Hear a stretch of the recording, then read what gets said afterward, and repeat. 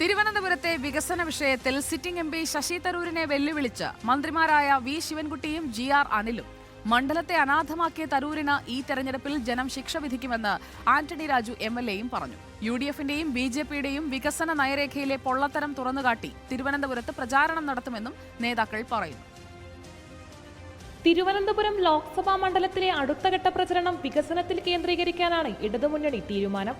സ്വന്തം പേരിനെ അടയാളപ്പെടുത്തുന്ന എന്ത് വികസനമാണ് ഇക്കഴിഞ്ഞ 15 വർഷം കൊണ്ട് തരൂർ നടപ്പാക്കിയതെന്നാണ് ഇടതുമുന്നണിയുടെ ചോദ്യം. ഒരു പ്രോജക്റ്റുകളും തയ്യാറാക്കി കൊടുത്ത് അതിനുവേണ്ടി ഫണ്ട് കൊണ്ടുവന്നില്ല എന്ന് മാത്രമല്ല, ന്യൂനപക്ഷങ്ങളെ ബാധിക്കുന്ന പൗരത്വ ബിൽ അത് പാർലമെന്റിൽ വന്ന അവസരത്തിൽ ആ കാര്യത്തിൽ ഇടപെടുവാനോ സ്വതന്ത്രമായി സത്യസന്ധമായി തന്റെ അഭിപ്രായം പറയുവാനോ അദ്ദേഹം തയ്യാറായിട്ടില്ല.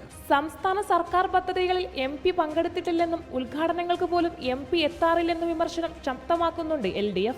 തരൂരിന്റേത് 2ാം സ്ഥാനത്തേക്കുള്ള മത്സരമെന്ന് ആന്റണി രാജു. ശശി തരൂരിന്റെ ഇന്നലത്തെ പ്രഖ്യാപനത്തിൽ നിന്ന് 2ാം സ്ഥാനത്തേക്കുള്ള മത്സരമാണ് അവർ തമ്മിൽ നടക്കുന്നത്. അദ്ദേഹം പറഞ്ഞത് BJPയും കോൺഗ്രസുമായിട്ടാണ് മത്സരമാണ്. അത് 2ാം സ്ഥാനത്തിന് വേണ്ടിയുള്ള മത്സരമാണ് അവർ തമ്മിൽ നടക്കുന്നത്. ഇങ്ങനെ പറയുന്നത് തന്നെ അദ്ദേഹത്തിന്റെ രാഷ്ട്രീയ പാപ്പരത്വമാണ്.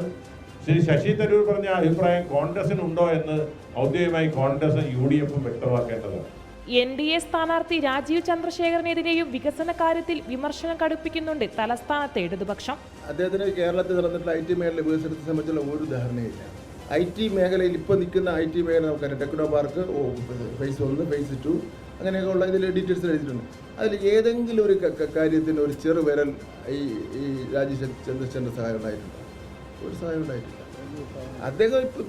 അദ്ദേഹം കേരളത്തിൽ വരുന്നതിന് ഈ തെരഞ്ഞെടുപ്പിന് നോമിനേഷൻ കൊടുക്കുന്നതിന് വേണ്ടിയല്ലേ വന്നത്, അല്ലാതെ വേറെ ഒരു കാര്യത്തിന് വന്നിട്ടില്ലല്ലോ. തലസ്ഥാനത്തെ മന്ത്രിമാരും ഇടത് MLAയും നേരിട്ട് രംഗത്തിറങ്ങിയാണ് വികസന വിഷയം ചർച്ചയാക്കുന്നത്.